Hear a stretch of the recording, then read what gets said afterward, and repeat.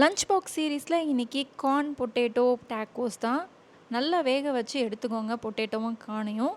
நான் என்னெல்லாம் வெஜிடபிள்ஸ் போட்டிருக்கேன், மசாலாஸ் போட்டிருக்கேன் அப்படின்றத டிஸ்கிரிப்ஷனில் கொடுக்குறேன். எல்லாத்தையும் ஒன்றா போட்டு மிக்ஸ் பண்ணி வச்சிட வேண்டியதுதான்.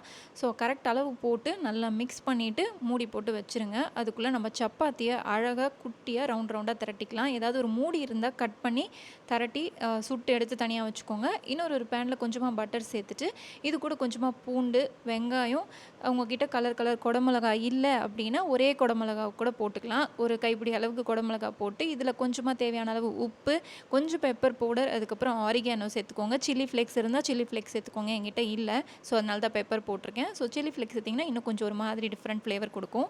சப்பாத்தியை சுட்டு எடுத்ததுக்கப்புறமா இந்த பேன்லேயே கொஞ்சமாக பட்டர் சேர்த்துட்டு நம்ம ஆல்ரெடி மிக்ஸ் வச்ச மசாலாவை ரவுண்டாக பிடிச்சி இந்த மாதிரி வச்சுக்கோங்க. வச்சதுக்கப்புறம் சப்பாத்தியை எடுத்து மேலே வச்சுருங்க. இப்போ இதை ஈஸியாக ஒரு டப்பாவை பின்னாடி கவுத்திங்கன்னா இப்படி இருக்கும். ஸோ அதை நல்லா வச்சு இப்படி ப்ரெஸ் பண்ணும்போது ஈவனாக உங்களுக்கு வந்துடும். ஒரு 2 மினிட்ஸ்க்கு அப்புறம் திருப்பி போட்டு பாருங்கள், நல்லா வெந்திருக்கும். இது கூட நம்ம ஆல்ரெடி ப்ரிப்பேர் பண்ணி வச்ச இந்த மசாலா, அதுக்கப்புறம் கொஞ்சமாக சீஸ், நான் மொசரல்லா சீஸ் போட்டிருக்கேன். மேலே டேக்கோ மசாலா, அப்புறம் தந்தூரி சாஸ் சேர்த்துட்டு அப்படியே மடித்து எடுத்திங்கன்னா சூப்பரான பொட்டேட்டோ கார்ன் டேக்கோஸ் ரெடி ஆகிடும். செஞ்சு பார்த்துட்டு எப்படி வந்திருக்குன்னு சொல்லுங்கள். இதே மாதிரி சூப்பரான ரெசிபியோடு பார்க்குறேன். அது வரைக்கும் ஹாப்பி குக்கிங் அண்ட் பாய்.